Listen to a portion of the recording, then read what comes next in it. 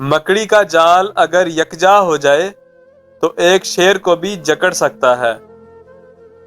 اگر تمہیں ہر جگہ اپنی جماعت، اپنا لیڈر، اپنا فرقہ یا اپنی رائے ہی درست لگتی ہے تو یقین جانو تمہیں مزید تعلیم کی ضرورت ہے۔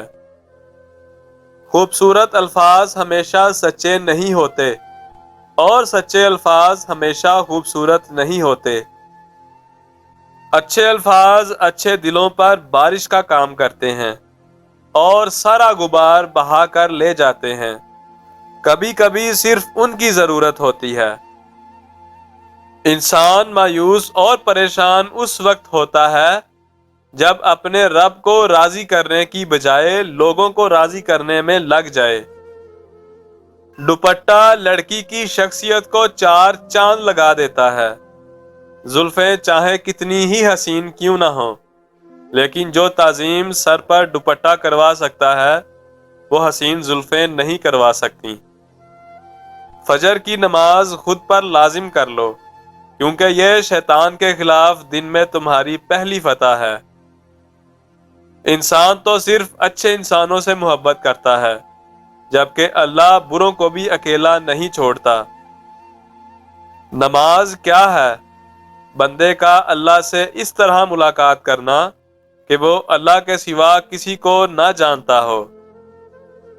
نہ ہونے کا احساس سب کو ہے، موجودگی کی قدر کسی کو نہیں۔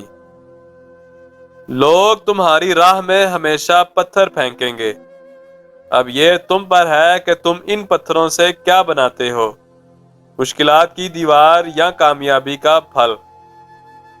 عجیب رشتہ رہا کچھ اس طرح اپنوں سے، نہ نفرتوں کی وجہ ملی نہ محبتوں کا صلہ ملا۔ حسد ایک ایسا جذبہ جو دوسروں کا تو کچھ نہیں بگاڑتا، لیکن آپ کا سکون غارت کر دیتا ہے۔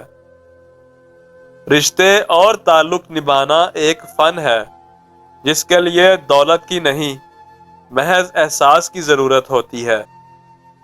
اپنی زندگی میں ہر کسی کو اہمیت دو، جو اچھا ہوگا خوشی دے گا اور جو برا ہوگا وہ سبق دے گا۔